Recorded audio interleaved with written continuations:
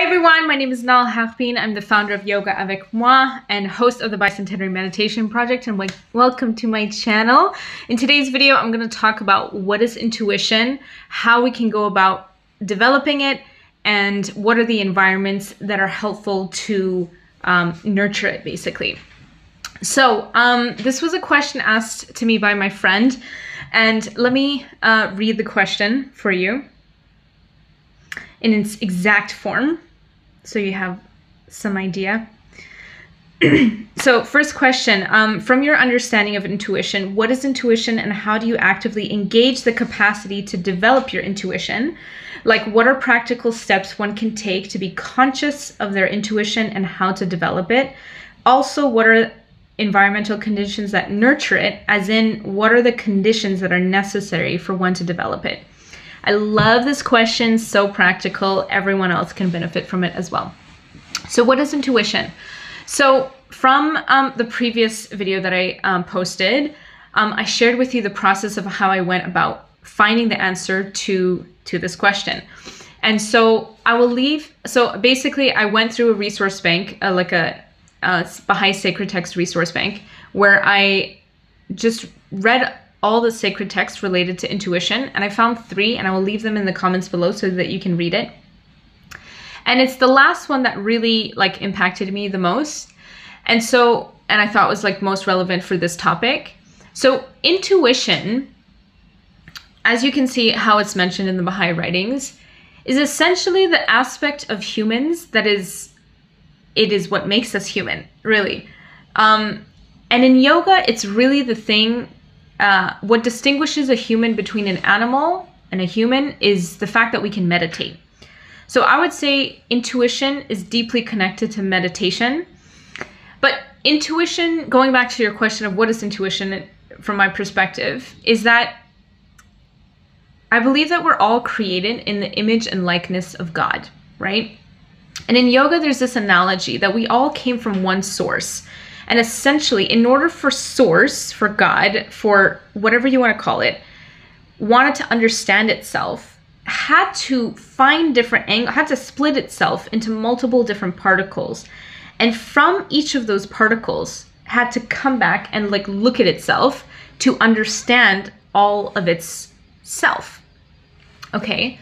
So essentially, we are almost like these scattered particles, just scattered away, and we have a portion, a little spectacle of God within us, and that is intuition, which is also why we all naturally kind of seek and want and are guided and to worship. Sometimes we don't worship the right things, in my opinion, but other times but this desire and inclination to seek answers and to find responses, all of this, and just to seek answers to questions is so deeply ingrained within us that it's part of this particle that's shattered everywhere, that's trying to understand itself.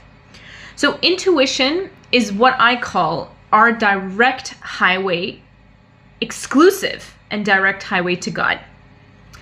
Your channel of a highway needs to be so aligned, and you need to know what is in your highway and then you need to know it. I need to know it, you need to know it. And then we need to come together, because that's 2 particles coming together to reflect the big mama, okay? So essentially, intuition is that likeness of God. It is not the animal portion of us. It is the more refined portion of us. And just like you said, naturally transitioning now into the second question, how do you develop it? How does one develop it? So, as I said before, intuition is deeply related to meditation. And meditation, as is defined in yoga, is a single pointed focus. That's it. Single pointed focus. This point could be literally just anything. It could be your phone, it could be water, it could be the sun, it could be the moon, it could be a flame, it could be the sacred writings, it could be a question. That's what self-inquiry is. We're going to talk about that later. But meditation is essentially, let's actually go into the self-inquiry, because this is what Abdu'l-Bahá defines as meditation, is posing a question to your spirit and waiting for its answer. Now, Abdu'l-Bahá is a mystery of God, and he's going to tell us the biggest, baddest thing to do, which means it's the most difficult. And I have a blog about talking a little bit about how this relates in yogic terms, in terms of being able to pose a question to your spirit and waiting for its answer, is essentially the sixth step to the 7 steps to enlightenment, 8 steps to enlightenment. It's the 7th step. It's basically the step before to enlightenment. So it's like really high up there, okay? Which means that there needs to be so many other steps before that in order for you to get to it. One of which is focus, just learning how to focus. This is the single thing that we as a society have not learned how to hone. Buddhism has done this very well. So learning a lot of like Buddhist focus practice. How do you focus? Like, how do you put your attention on something? How do you like laser in and just cut glass essentially? One of the very, very simple practices that I like to do, and even though I do like complex things right now, I always come back to this practice, which is I literally get a dot and I put it on the wall close to my eye level, and I will just time myself. I started with like 5 minutes. I build slowly up to 20 minutes. Now I do like 40 minutes. It's usually 20 minutes. It's just to bring the focus in because there's so many other things that I do. 20 minutes of pure focus. All you're doing is looking at a dot. All you're doing is looking at a dot. It's not complex and it can get boring. But what it does is that it keeps your focus on this thing. And as you're focused on this dot, you realize all the pain in your body starts relaxing, all the tension in places, your jaws, like things where you've like held like emotions, you will begin to start to move. So it's actually not as easy. If I'm using the camera as like a dot to focus on, it is not as easy. Like my body will start to move and like it readjust itself to basically like realign, because when you're so focused on something and everything else just like is released. So this is an excellent practice to like help build focus. So build focus slowly to the point where you can pose questions to yourself and hear its answer. I like to do this practice in written form. So you get a piece of paper and you are writing like question, and then you write like a dash, and whatever response that you hear, you like write it next, okay? So that way you get to follow your question, your answers, your questions, your answers. And as you do this practice, you get to slowly build and learn what your intuition is, what your thoughts are, first of all, and like getting to know more intimately like what you think and what you say. When there's a question that you ask yourself that is a little left field and you're just like, whoa, that's like, where is this coming from? You usually will know. And this is how you get to know your intuition. I always know my intuition is correct because usually if I'm asking a question about a certain person or a certain thing, or like, should I trust this person? Should I should I be friends with them, or whatever it is? My intuition will tell me certain things that might never, that I know it hasn't told me before. So I know it's like, ooh, this interesting that this information came to me through this person or through this thing, right? So like I can tell over time that this is something that happens, or like this is something that this is where my thoughts are usually at, and this is usually the way I go about it. And so first is building awareness of what your inner thoughts are.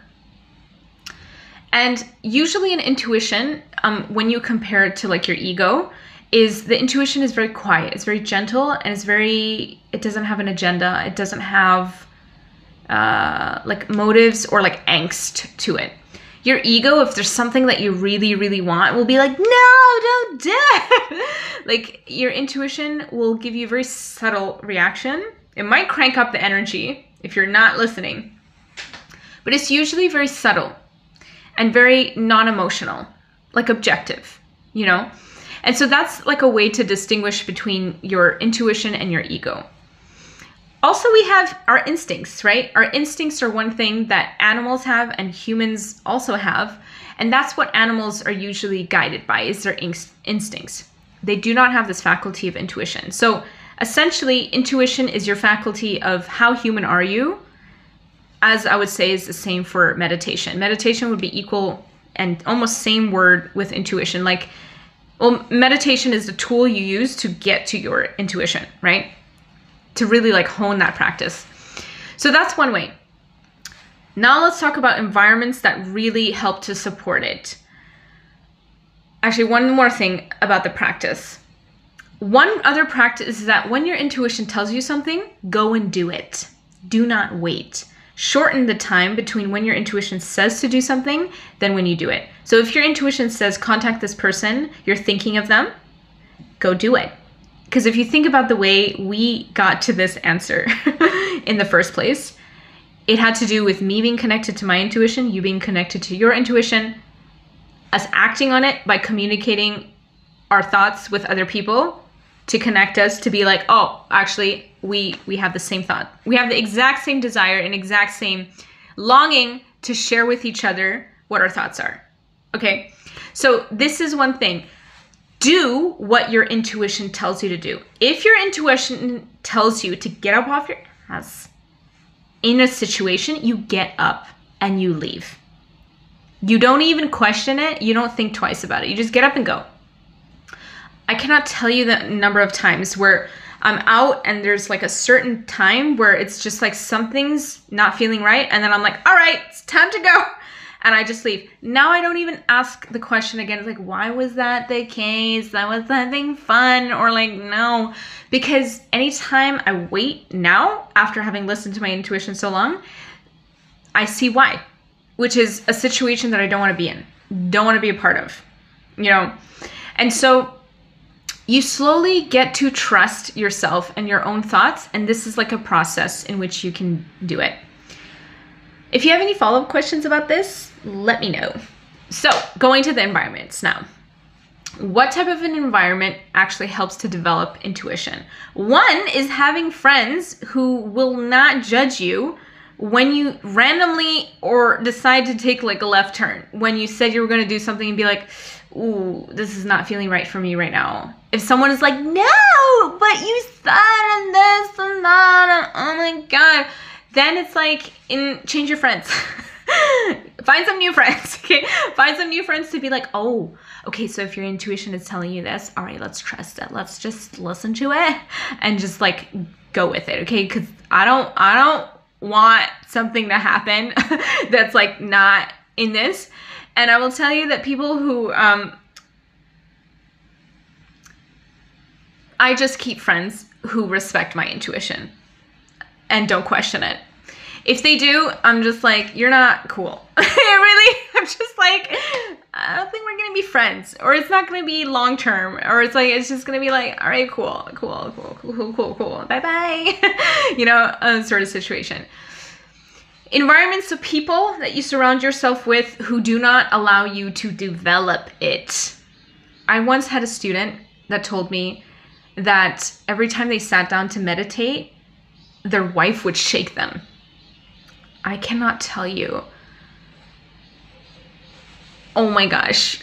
If I had someone who would literally shake me in my meditations to get me out of it so that I do not develop my soul, I cannot imagine like a worse thing that happens there. So it's like you really want to keep people around you who support you to get to know yourself and to help to get to know your intuition. Of course, you want to keep smart friends around to be like, is that really your intuition or is that your ego? Like, check yourself, woman, you know? So that's another thing. A practical thing that we need in order to develop our intuition, as Abdu'l-Bahá says regarding meditation, is that we need silence. He says it's an axiomatic fact that when you're doing one thing that you can be doing another, like doing it another thing. I will leave a blog. I wrote this in detail about what the Baha'i writings say about meditation. And the quote is, I'm pretty sure it's in there. If not, type in the Baha'i reference library, axiomatic, that fact. I don't think that word appears many times. And so basically you need silence. You need silence in order to really hear yourself and go into yourself. And so being a meditator myself, I know that seeking silence is super hard to find, actually. When I was doing the Bicentenary Meditation Project, it was hard for other people to find silence, to be able to record a meditation, to be able to then give it to the project, you know? So it was really challenging to find silence. So let's not discount the fact that finding silence in a day like this, in apartment buildings where you have upstairs, downstairs, people fighting. My neighbors always choose to fight whenever I'm doing my meditation. So like imagine the little curveball that's like transferred into me when I'm trying to focus on my spiritual practice and getting to know myself. And instead I focus on sending loving prayers, you know, because they're usually fighting. But so silence is not so easy to find in your environment. You like really need to go practical sense, use earplugs and cover your senses. Cover your eyes, wear like an eye patch, wear earplugs. If your environment is that, really create like a cocoon. Like if you literally need to just get a blanket underneath and so that you can like really feel that you're just like encased in safety. That is one other place. Another is that you do need to be alone in the privacy of your own chamber. Meaning that you cannot have a cat coming around and onto your lap and just playing with you, disturbing you, or people, children, things coming in, texts, distractions, all these things will just divert your attention. Basically, the practice of focus is really to focus, continuing to ask yourself questions long enough to get a useful answer, okay? So really, it's just like, how long can you be in self-inquiry for? How long can you ask yourself questions and wait for its answers?